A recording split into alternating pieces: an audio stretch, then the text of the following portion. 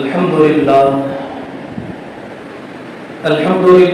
نحمده ونستعينه ونستغفره ونؤمن به ونتوكل عليه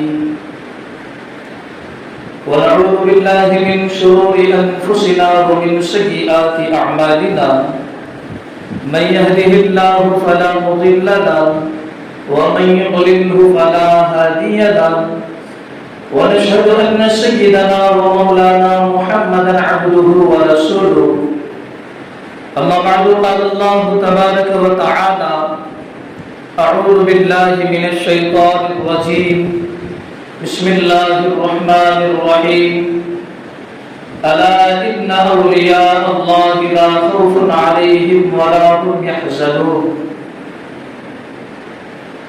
وقال الله تبارك وتعالى في موضع آخر يا أيها الذين آمنوا ادخلوا في السلم كافة ولا تتبعوا خطوات الشيطان إنه لكم عدو مبين صدق اللہ العظیم۔ میرے محترم بزرگ و دوستو، اللہ رب العزت اپنے کلام مجید کے اندر اپنے خاص ولی کے بارے میں فرماتے ہیں کہ قیامت کے دن ان کے کیا حالات ہوں گے۔ ایک عام انسان ہے، قیامت کے دن اس کے اوپر کیا حالات گزریں گے۔ ایک اللہ کا دوست ہے، اس کے ساتھ قیامت کے دن کیا حالات گزریں گے، کیا معاملات ہوں گے قیامت کے دن۔ قرآن مجید نے اس کو بیان فرمایا ہے، چونکہ دنیاوی زندگی اللہ رب العزت نے امتحان کے لیے بنائی ہے۔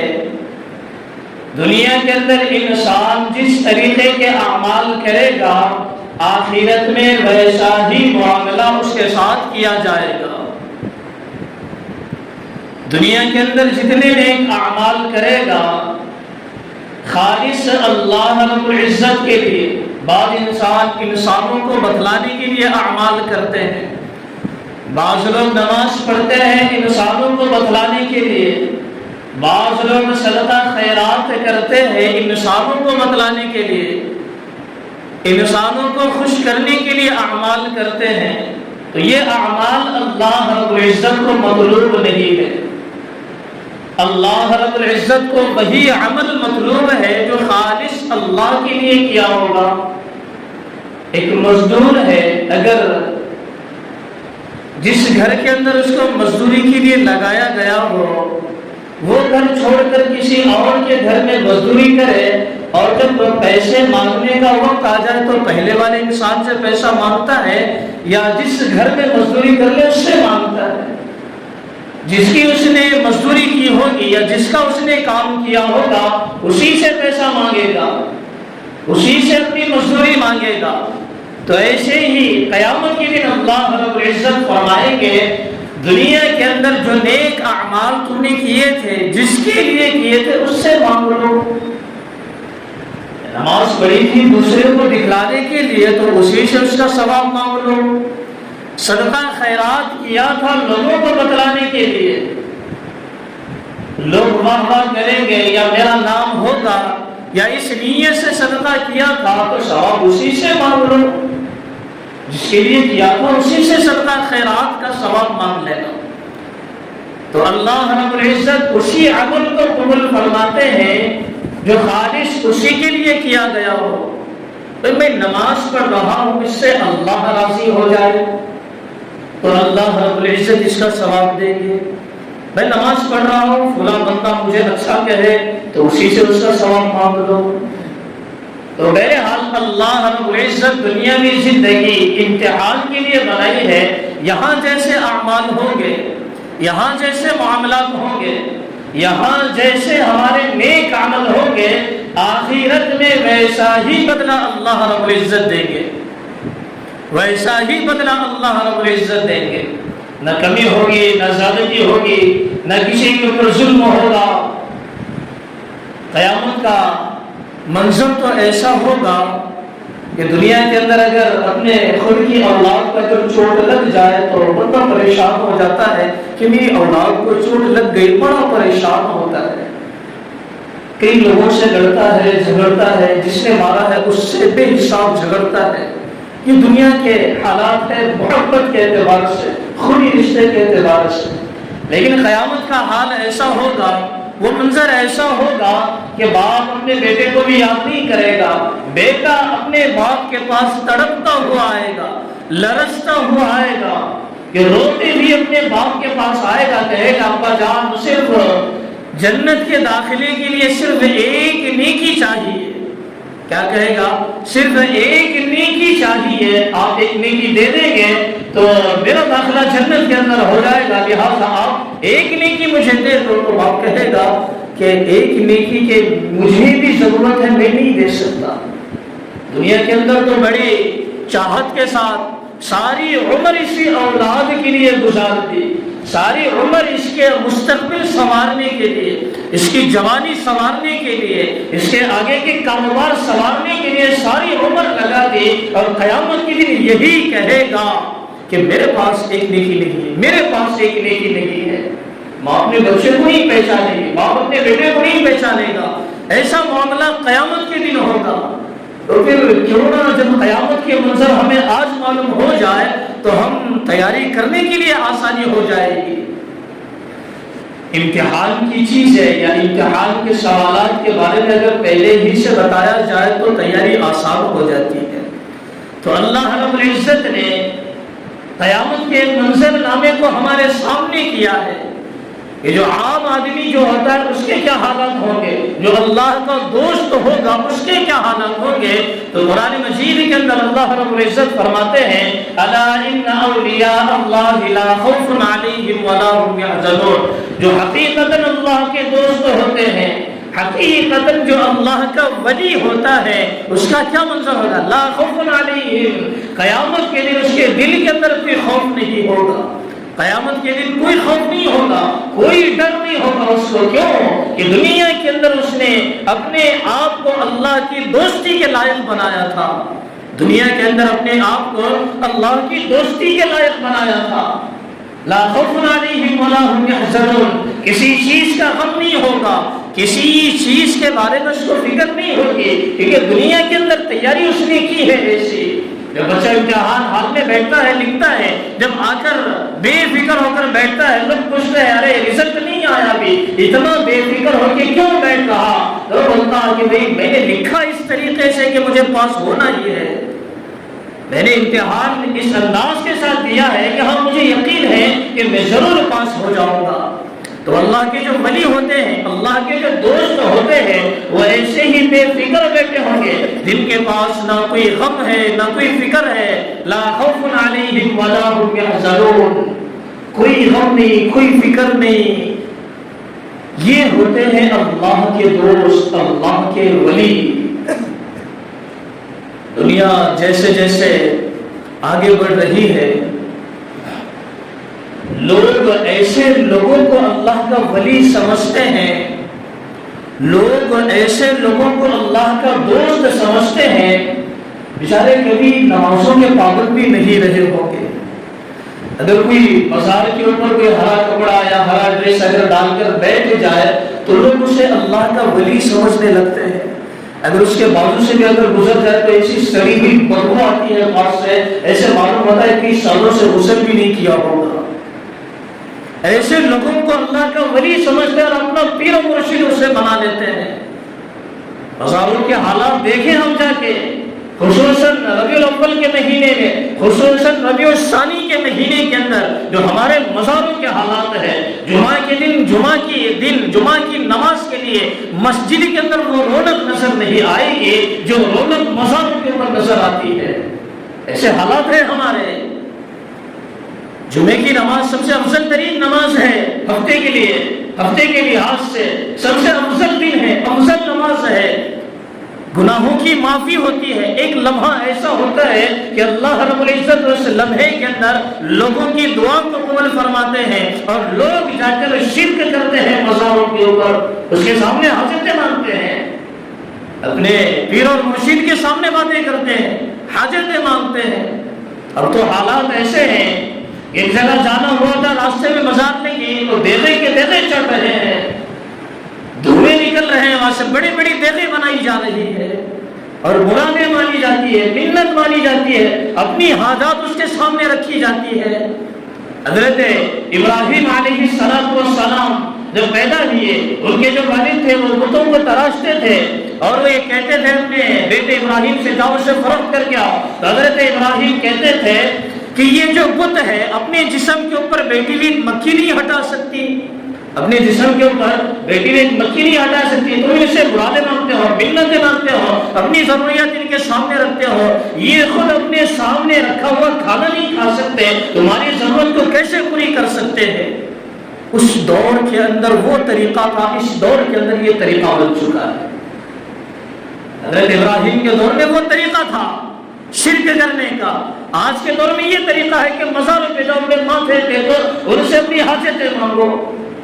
اللہ رب العزت اپنی ذات کے اندر کسی دوسرے کو پسند نہیں فرماتے۔ اگر کوئی انسان اپنے باپ کو چھوڑ کر کسی اور کو اپنا باپ کہے تو جو اصل حقیقت میں باپ ہے اس کو غصہ نہیں آئے گا؟ اپنے باپ کو چھوڑ کر اگر کسی اور کو اپنا باپ پکارے تو غصہ نہیں آئے گا؟ تو اللہ بھی کہتے ہیں میں تمہیں پالنے والا ہوں، میں روزی دینے والا ہوں، جب میں نے تم کو پیدا کیا تو کیوں دوسروں کے سامنے ہاتھ پھیلاتے ہو، کیوں مزاروں کے اوپر جا کر اپنا ماتھا ٹیکتے ہو؟ میرے محترم بزرگ اور دوستو، ایسے حالات ہیں، اپنی ساری ضرورتیں رکھ دیتے ہیں، کیا پتا ہے کیا معلوم ہوگا، کیا ضرورتیں پوری ہوگی؟ میرے محترم بزرگ اور دوستو، اگر مزاروں پہ جا کر ایسی ہی حرکتیں کریں گے، ایسی ہی مرادیں، ایسی ہی منتیں اگر مانگتے رہیں گے تو یاد رکھو اپنے ایمان سے ہاتھ دھو بیٹھیں گے، اپنے ایمان سے ہاتھ دھو بیٹھیں گے۔ صبح میں پتا چلا کہ ہم مسلمان تھا اور شام کو پتا چلا گا کہ ہاں مسلمان نہیں تھا بلکہ کافر تھا، ایسے حالات ہو جائیں گے۔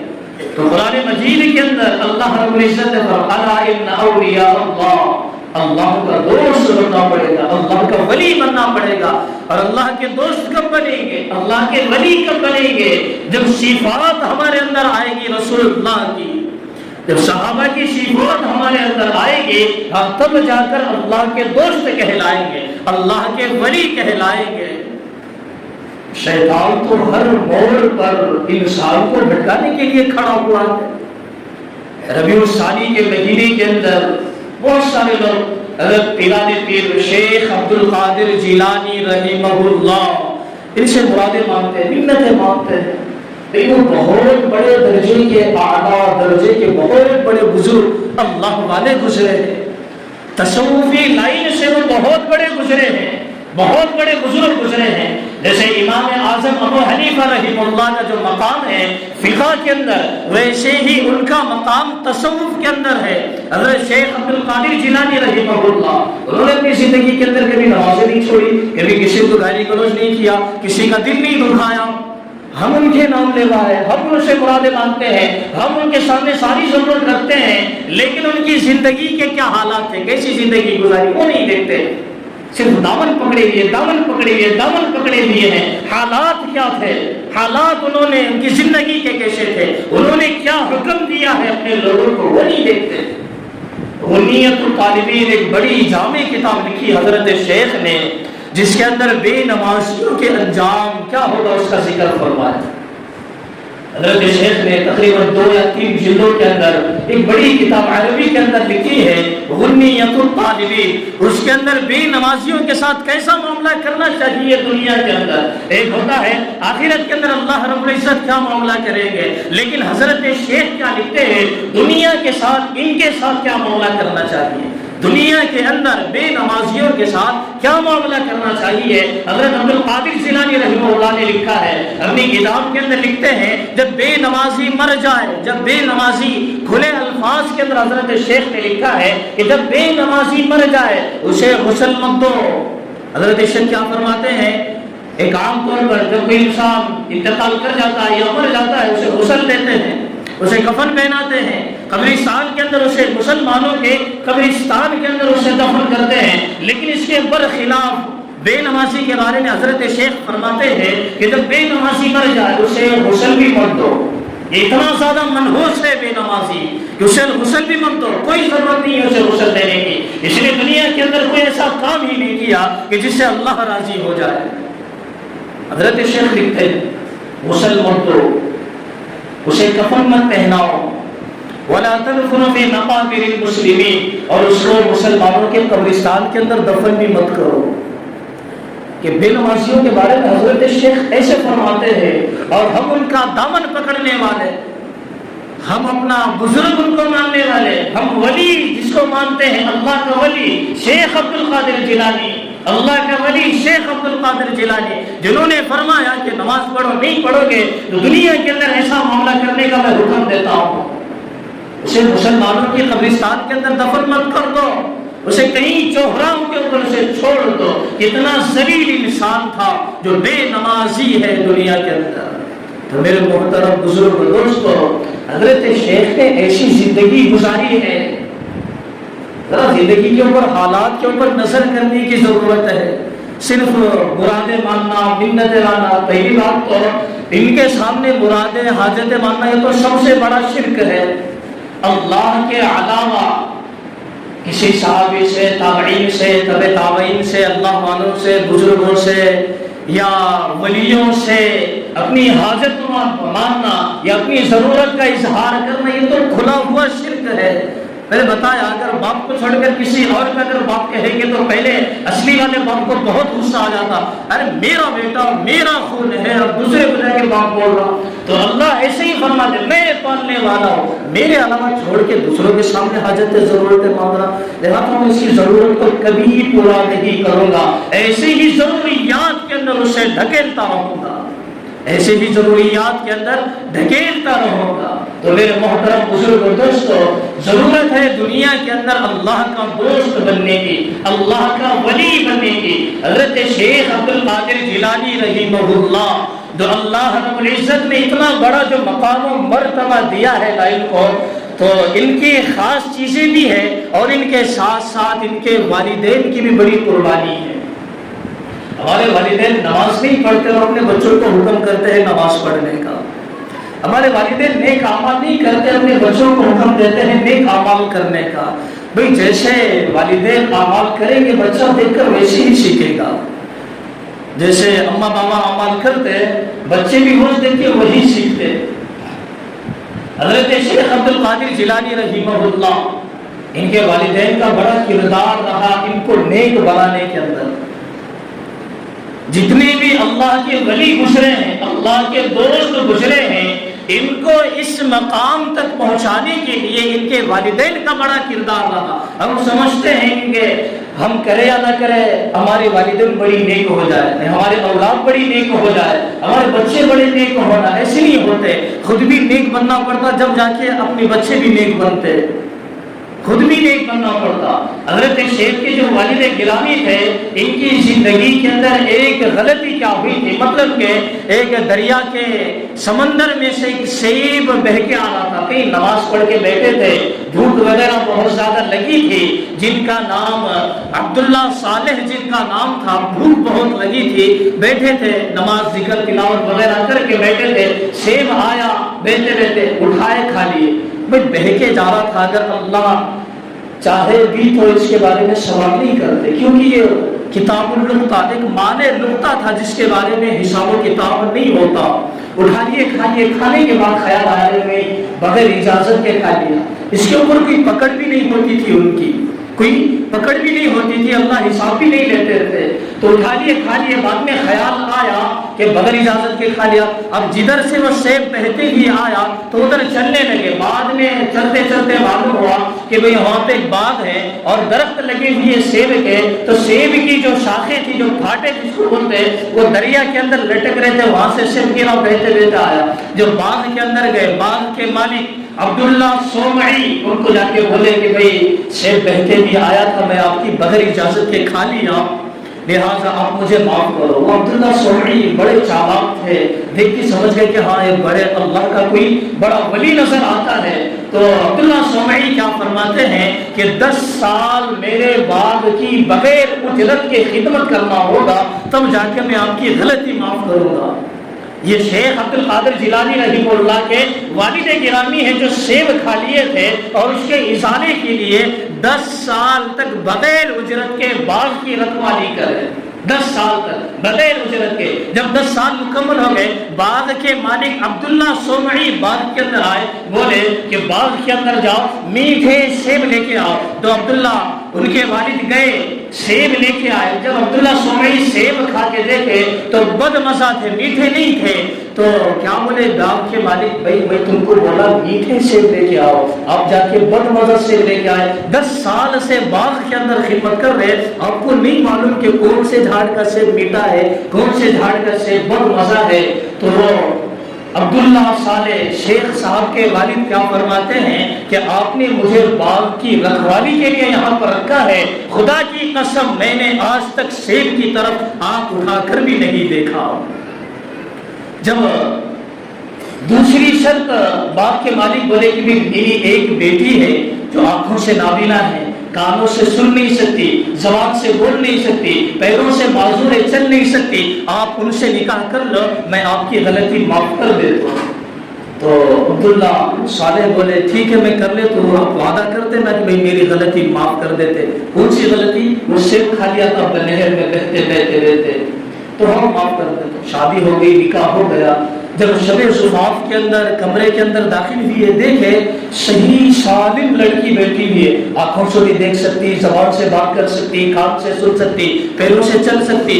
تو اور ایک دم اچانک باہر آ گئے اور اپنے سسر سے کیا بولے کہ آپ بولے تھے کہ آنکھوں سے اندھی، زبان سے بول نہیں سکتی، کان سے سن نہیں سکتی، ایک غلطی ہوئی تو 10 سال آپ کی خدمت کرامی آپ کے باپ کی، اور ایک غلطی ہو جائے گی معلوم نہیں اور کتنے سال کاٹنا پڑے گا۔ تو عبداللہ سومعی اس موقع میں بولے کہ میری بیٹی کانوں سے سن نہیں سکتی، اس کا مطلب یہ ہے کہ میری بیٹی نے کبھی غیر محرم کی آواز اپنے کانوں سے نہیں سنے، پیروں سے لگڑی اس وجہ سے ہے کہ میری بیٹی کبھی گناہ کے راستے کے اوپر چل کے نہیں گئی، میری بیٹی آنکھوں سے اندھی اس وجہ سے ہے کہ میری بیٹی نے کبھی اپنی آنکھوں سے غیر محرم کی طرف نہیں دیکھا۔